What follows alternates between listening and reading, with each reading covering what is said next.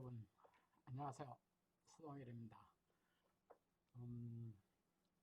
오늘은 시스템 보안 중급 2를 할 텐데요. 지난주에 있었던 시스템 보안 중급 1에 이어서 이제 시스템 보안 중급 2인 오늘은 첫 시간은 이제 늘 했듯이 복습을 좀 하고, 그리고 2, 3, 4교시 수업에서 오늘은 모두 4교시 수업이니까 그 2, 3, 4교시 수업의 시스템 보안에 실제로 많이 얘기되고 있는 6가지의 시스템 보안 기능에 대해서 알아보도록 하겠습니다. 그 실습은 늘 했듯이 실습 1교시는 MS-DOS하고 배치 파일에 대한 실습을 하고, 그리고 2, 3, 4교시에서는 파이썬 프로그래밍에 대해서 실습을 하도록 하겠습니다. 근데 본격적인 수업에 들어가기 전에 지난주에 사실 그 시스템 보안 중급 1을 했었는데요. 이 시스템 보안 중급 1 강의 자료에 가장 마지막에 있었던 이 부분, 시스템 해킹 기술의 기타라고 써져 있던 이 페이지를 제가 얘기를 안 하고 그냥 넘어갔더라고요. 그래서 이 부분에 대해서 잠깐 먼저 알아보고 나서 수업을 진행하도록 하겠습니다. 지난주 마지막 수업 시간에 했었던 그 시스템 보안의 굉장히 다양한, 특히 이제 버퍼 오버플로우 공격과 같은 그런 다양한 해킹 기술에 대해서, 이제 시스템과 관련된 해킹 기술에 대해서 얘기를 했었는데요. 기타 나머지 여러 가지 방법들 중에서 아주 몇 가지 것들을 이 페이지에다가 얘기를 해놨습니다. 첫 번째로 바로 보고 계신 게 이제 패스워드 크래킹입니다. 패스워드. 사실 아이디 패스워드는 우리가 시스템을 사용하는 데 있어서 가장 기본적인 어떤 보안 대책이죠. 근데 여러분들도 학교에서 많이 얘기 들었겠지만은 패스워드를 너무나도 참 어이없게 만드는 그런 케이스가 많아가지고 쉽사리 패스워드가 이렇게 크래킹되는 경우가 많다라는 거는 얘기를 많이 들어봤을 거예요. 그래서 이런 패스워드를 그냥 찾아내는 공격, 그런 공격을 패스워드 크래킹이라고 하는데요. 여러분 잘 아는 우리가 가지고 있는 그런 사전이라든가 그런 사전에다가 앞뒤에 숫자나 특수 문자를 덧붙여서 사용한다든가 이런 것들을 이용한 그런 패스워드를 많이 하는데요. 그런 패스워드를 찾아내는 그런 도구들이 참 많이 있습니다. 여러분들이 인터넷에서 검색해 보면 많이 나올 텐데요. 이런 공격 기술들이 하나가 있고요. 그 다음에 또 하나가 백오리피스라고 하는 해킹 툴 때문에 굉장히 유명해진 공격 기법인데요. 백도어 공격인데, 이게 백오리피스가 1999년하고 2000년대 초반에 아주 굉장히 전 세계에 많이 이렇게 악명을 떨쳤던 툴인데요. 이거는 사실 모든 해킹 기술이라고 하는 것 자체가 좋은 측면에서 따져보면은 그게 시스템 관리자나 혹은 네트워크 관리하는 사람들한테 굉장히 도움이 될 수 있는 그러한 기술들을 가지고 있는데요. 이 백오리피스도 마찬가지입니다. 이 백오리피스는 이 악성 코드가 내 PC에 만약에 설치가 됐다. 그러면은 내 PC는 이 백오리피스를 설치한 사람이 마음대로 조작할 수가 있어요. 예를 들어서 한국에 있는 제가 미국 땅에 있는 어떤 PC에다가 만약에 이 백오리피스를 내가 만약에 설치를 할 수 있게 돼서 설치를 했다. 여러 가지 방법을 통해서 그랬으면은 미국에 있는 그 PC는 완전히 내 PC나 마찬가지예요. 내가 앉아있는 이 자리에서 그 PC가 지금 현재 켜져 있는지, 켜져 있으면 그 화면에 어떤 내용들이 나타나는지, 아니면 내가 뭐 그 안에 들어있는 모든 파일을 마음대로 마치 그 주인처럼 그냥 앉아있는 자리에서 내가 마음대로 조작할 수도 있고 그 PC를 내가 마음대로 뭐 껐다 켰다 할 수도 있고 엄청난 일을 할 수가 있는 거예요. 이 백오리피스라고 하는 기술이 해킹 기술이 2000년대 1999년인가요? 그때 저기 미국에서 이제 이게 발표가 되면서 이게 굉장히 유명해졌죠. 그 유명한 그 해킹 그룹이 바로 이 CDC 해커 그룹인데요. 이 해커 그룹에 의해서 만들어진 거니까요. 이 백오리피스. 그러니까 이게 대표적인 거지만은 요즘은 이것 말고도 굉장히 다양한 툴들이 나와 있습니다. 백도어 공격 툴들로. 그 다음에 여러분들이 그 키보드를 통해서 어떤 글을 쓰면은 해당되는 그 키인되어지는 모든 메시지를 다 중간에서 빼 나갈 수 있는 키로거라고 하는 해킹 툴 공격이고요. 여러분들 얘기 많이 들어봤던 도스 어택이죠. 도스 어택은 뭐 당연히 시스템 공격 기술에도 들어가는 거고 네트워크 공격 기술에도 있습니다. 그 다음에 악성 코드. 뭐 사실 뭐 바이러스니 웜이니 트로이몽마니 뭐 그 본넷이니 이런 모든 것들 웜 바이러스니 뭐 이런 모든 것들을 다 통칭해 가지고 한마디로 말을 한다 그러면 결국 악성 코드인 거죠. 이런 악성 코드가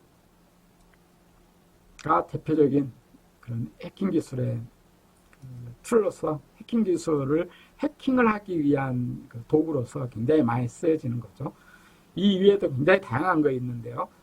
그 중에서요, 제가 붉은색으로 딱 써놓은 사회공학 공격이라고 하는 게 이게 사실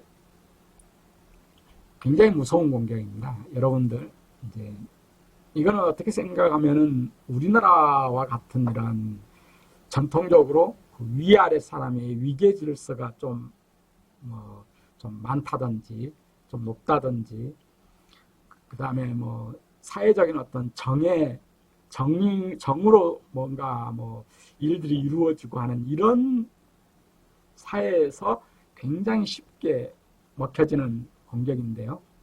뭐 여기 써져 있는 것처럼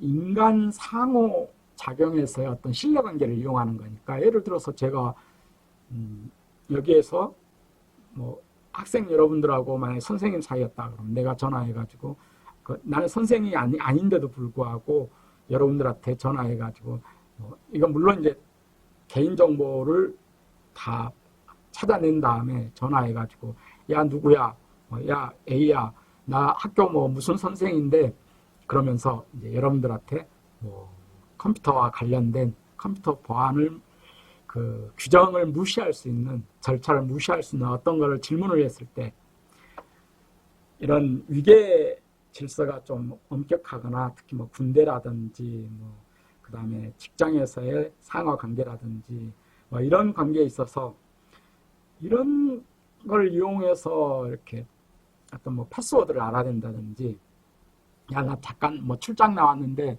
지금 뭐 깜빡 내 걸 잃어버렸고 뭐 아니면은 거기에 지금 접속이 안 돼서 그러는데 뭐 이러면서 이제 어떤 정보를 얻는다면은 이게 사실 뭐 기술 자체로 보면은 이건 뭐 기술이라고 할 수도 없잖아요.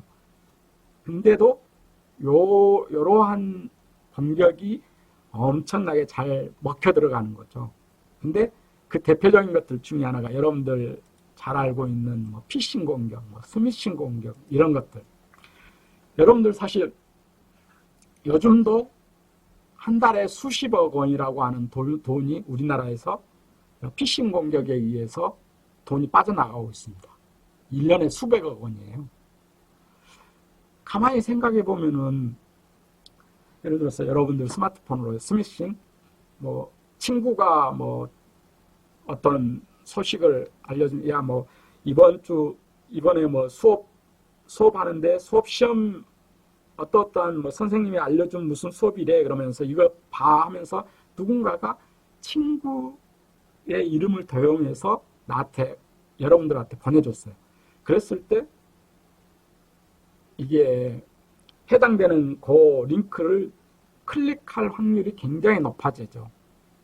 바로 그런 게 결국 인간 사이의 상호작용, 신뢰의 그 관계를 이용해서 공격을 하는 거죠.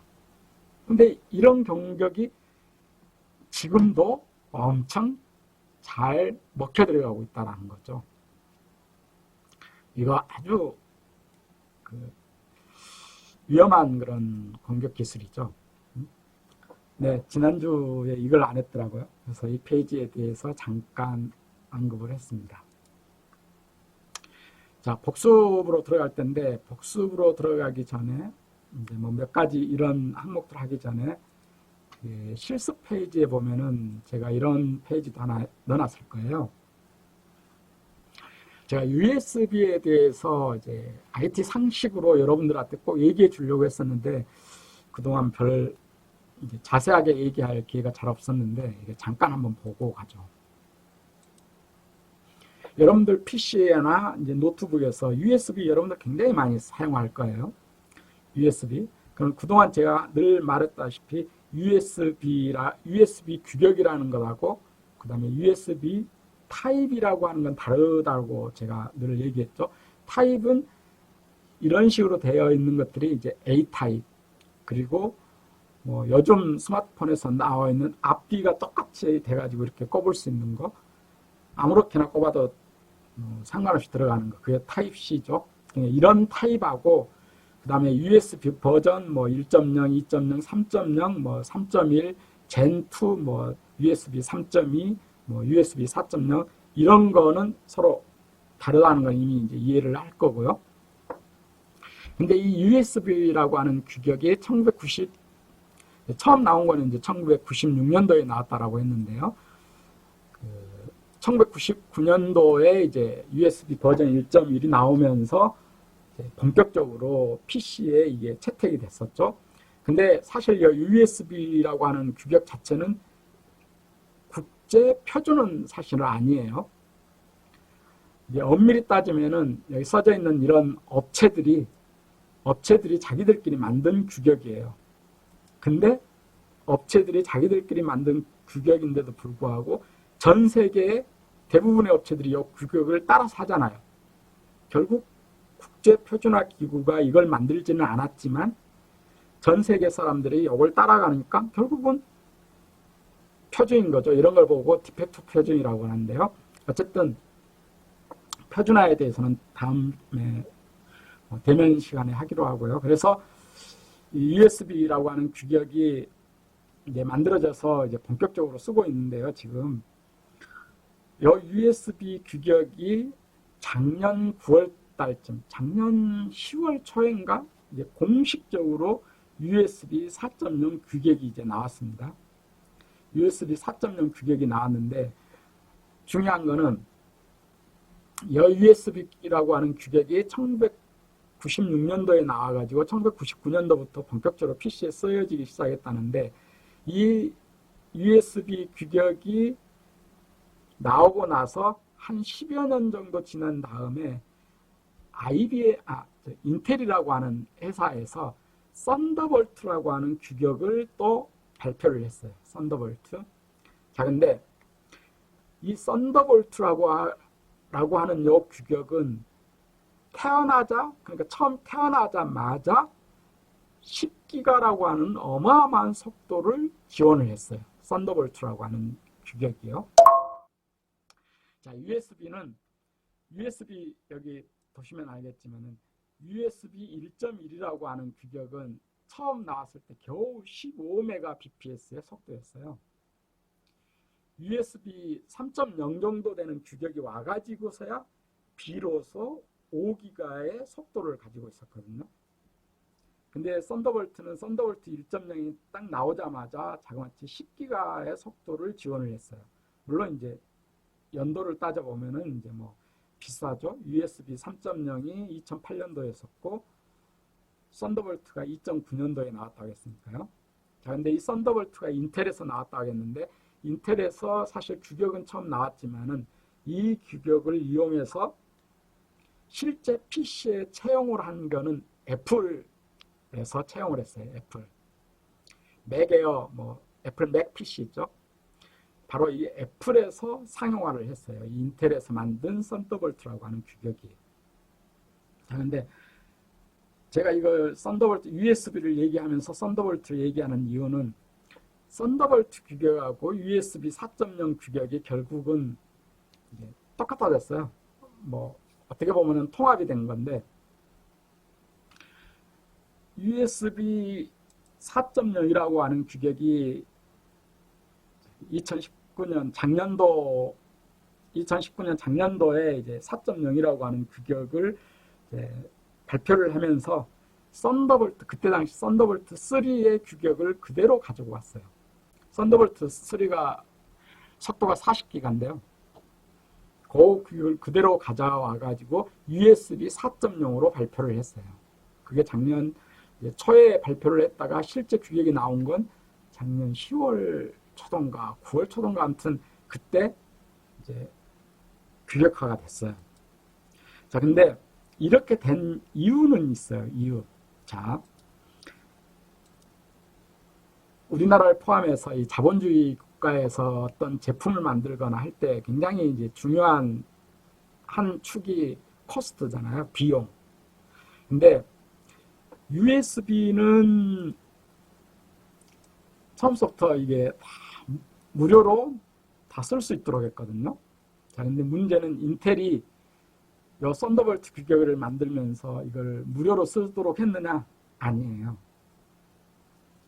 인텔은 이거 돈을 엄청 비싸게 받았거든요. 근데 그렇게 비싼 규격을 사용해서 애플은 뭐 상품화했어요. 왜냐하면 애플 제품 자체가 어차피 애플은 자기네들 스스로가 항상 뭐 프리미엄 이걸 따지면서 뭐 가격이 상당히 높아서 그 썬더볼트를 가져왔다고요. 근데 다른 회사들은 썬더볼트를 쓸 엄두를 못 낸 게 이 썬더볼트 규격을 가져와서 쓰려면은 이게 너무 비쌌거든요. 근데 인텔에서 썬더볼트 3 규격 하면서 드디어 이거를 무료화를 했어요. 당연히 무료화를 했기 때문에 USB 4.0을 만들면서 썬더볼트 규격을 그냥 가져온 거예요. 무료화가 안 됐으면은 아마 그렇지 않았을 가능성이 높았겠죠. 그래서 지금 현재는 썬더볼트 규격이 사실은 이제 요즘 새로 여러분들 만약에 PC나 노트북 이걸 사면은 뭐 USB 뭐 규격에다가 가로 열고 뭐 썬더볼트 2 뭐 지원, 뭐 썬더볼트 3 지원 뭐 이런 게 써져 있는 그런 USB 규격들이 있을 거예요. 그렇게 된 이유가 썬더볼트 진영에서 그러니까 인텔이 해당되는 기술을 무료로 쓸 수 있도록 오픈을 했기 때문인 거죠. 자, 이게 USB입니다. 그래서 중요한 거는 어쨌든 USB라고 하는 규격하고 썬더볼트라는 규격, 그 다음에 타입 A, 그 다음에 뭐 마이크로 5핀짜리라느니 타입 C니 마이크로 B 타입이니 뭐 이런 이런 것들이 어떤 식으로 나뉘어져 있고 그것들이 또 어떤 식으로 연관되어 있다. 이런 것들을 제가 잠깐 얘기를 해드렸습니다. 이건 꼭 얘기하고 싶었었는데 그동안은 잘 못했었는데요. 요즘은 이제 새로운 노트북이나 PC를 살 때는 요런 규격 이름도 이제 잘 나오더라고요. 와이파이 6. 가장 최근에 7월 다음 주인가 공식적으로 발매가 시작되어지는 모 회사의 어떤 노트북에서 와이파이 6를 지원한다라고 딱 나왔죠. 와이파이 6는 옛날 명칭으로 따지면은 IEEE 802.11ax 이거거든요.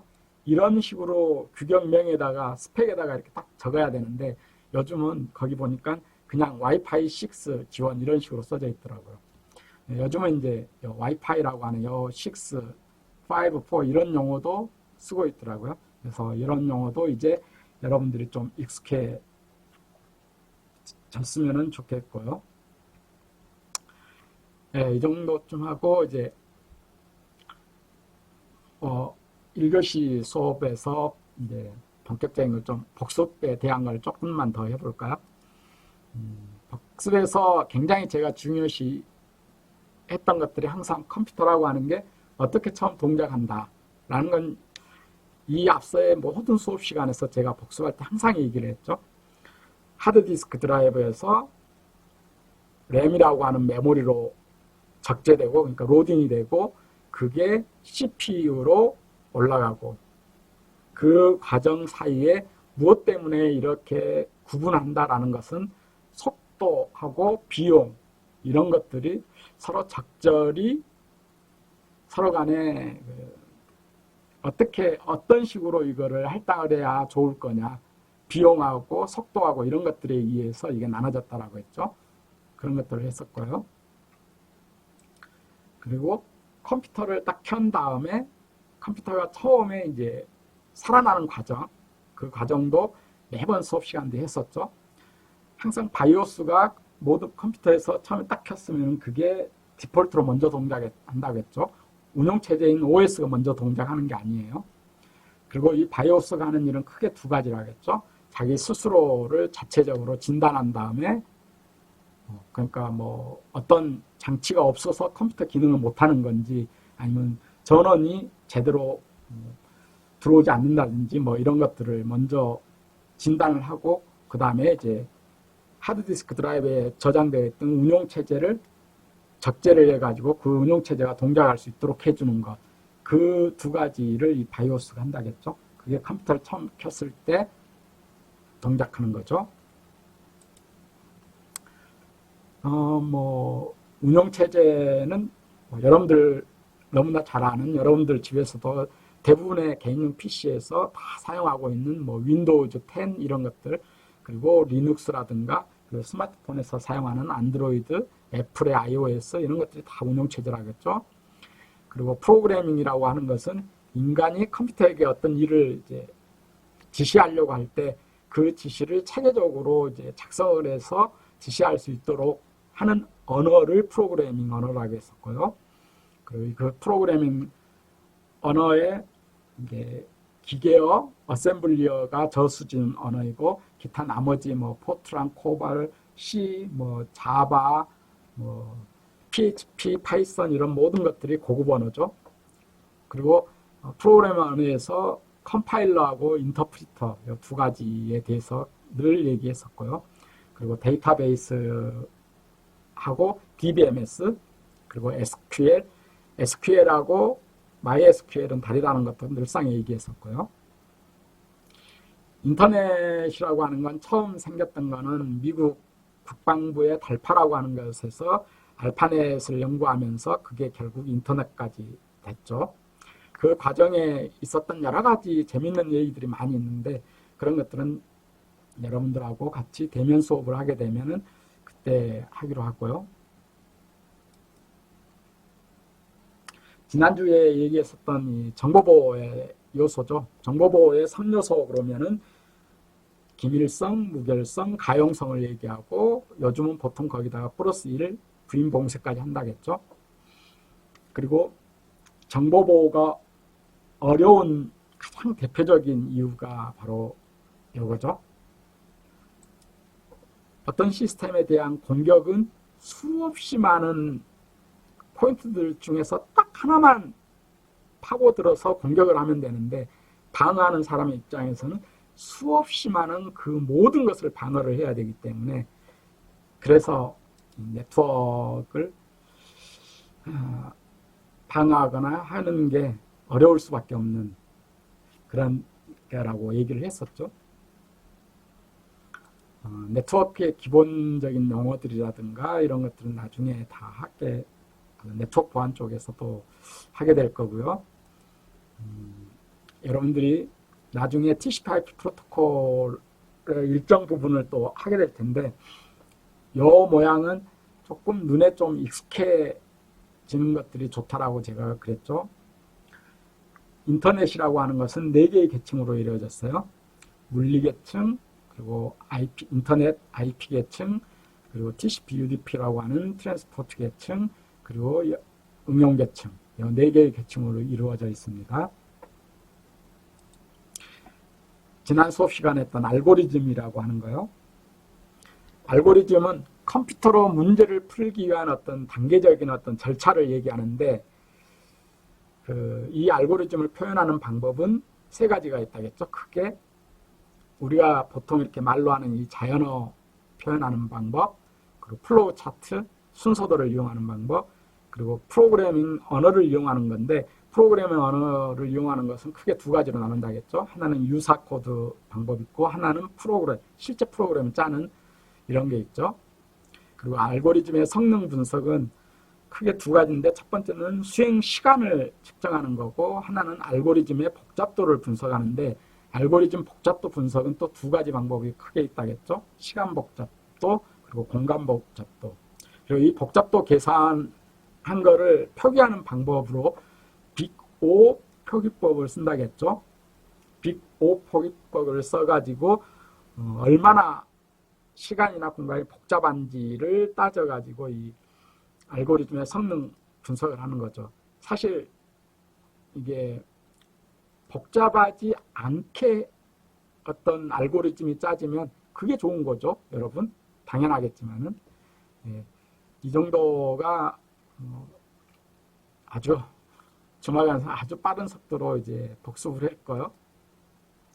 읽을 시간에는 늘 얘기했듯이 MS 도스하고 배치 파일에 대해서 여러분들 실습을 하면 되겠습니다. 잘 알다시피 여기에서 시작에서 마우스의 우측을 누르면은 이게 나오는데, 여기 실행해서 커맨드를 하면 되죠. 커맨드에서 확인을 해서 보면은 이게 나오는데, 여기에서 헬프 뭐 이런 거 하면은 여기에 나오는 각종 다양한 이런 명령어들, 이런 것들에 대한 실습인데, 도스 실습에서 제가 조심하라고 하는 거 있었죠. 하지 말라고 하는 거, 삭제하는 거는 가급적 주의하지 않는 게 좋더라겠죠. 조심하게. 그리고 배치 파일에 대한 것도 얘기를 했습니다. 이 2가지 거에 대해서 실습을 하기로 하고요. 자, 이 정도에서 오늘 1교시 수업을 끝마치려 하고요. 나머지 2, 3, 4교시에서는 시스템 보안 기능에 대해서 공부하도록 하겠습니다. 수고하셨습니다.